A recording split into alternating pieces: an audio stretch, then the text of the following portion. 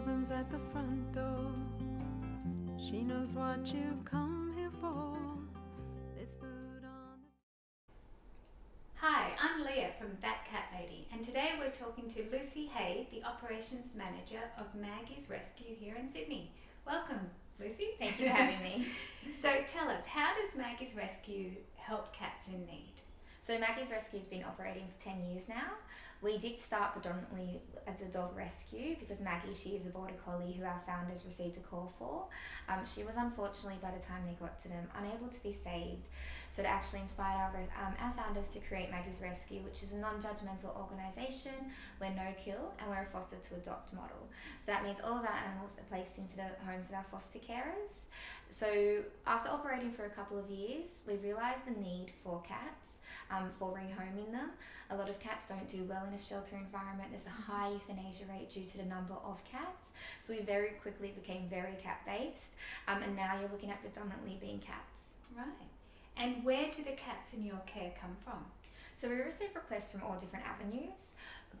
Predominantly we received stray requests. So these are community cats who are unowned. They've never lived inside before. They haven't had any of their vet work completed. You'll usually see a spike in that during kitten season. It's when we're at our capacity with cats. These cats are usually require socialisation work, so it's really great for them to come into foster care to have the chance to rehabilitate. Mm-hmm.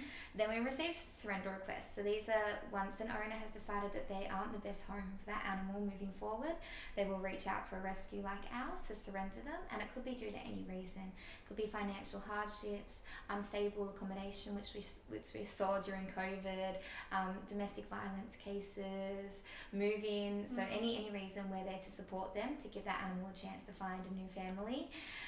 And then we also receive them from councils, shelters and vets, and usually that's because they're either at capacity, that cat won't do well in a shelter environment, or they have a treatable disease but needs isolation, such as ringworm.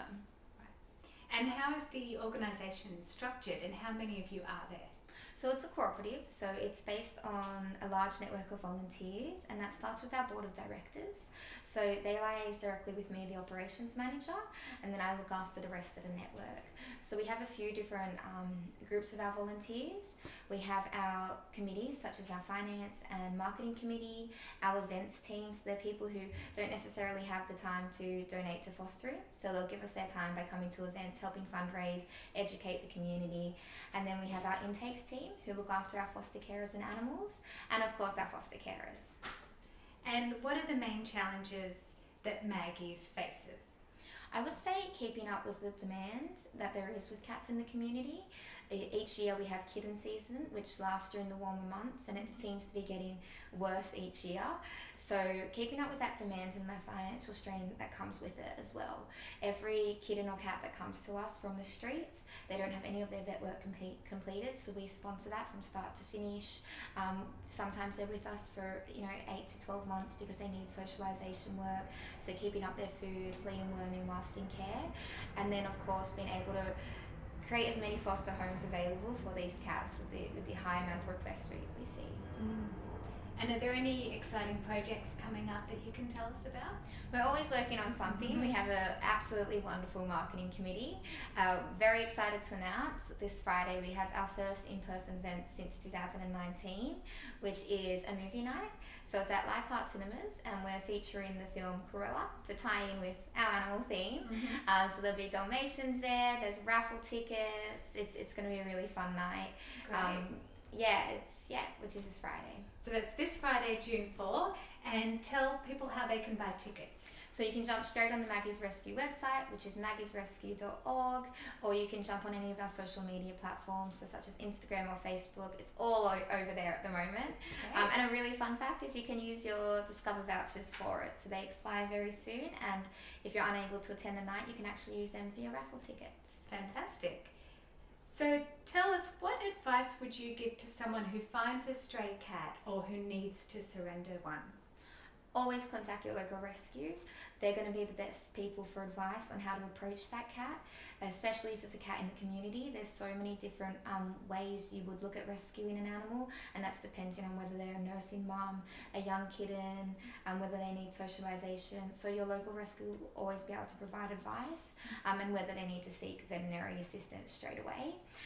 For a surrender, I would say most rescues have the ability to request to surrender on their website, and I would say one of the most important tips is to look at their values as a rescue. You want to make sure you're comfortable with where your cat is going, and that should all be available on the website. Great. And what is your hope and vision for Sydney's rescued and abandoned cats? Well, look, the less unwanted and abandoned cats is what we aim to achieve, and through that is the sex in. So for me, an ideal world would be the more people we have to advocate for the sex in, and that's whether, that's teaching responsible pet ownership through the sex in, being able to help with community cats, and pushing the legislation around community cats. So TNR, it's Trap, Neuter, Release, is a huge project that has shown to be so effective with reducing the number of unwanted cats, and so being able to do that as a rescue is such a huge part, and have the support of the community and government with doing that. So that's where organisations trap the cats safely, desex them, and then release them back. Yes, yeah, which we currently practice the rehoming side of that. So instead of releasing them, rehome.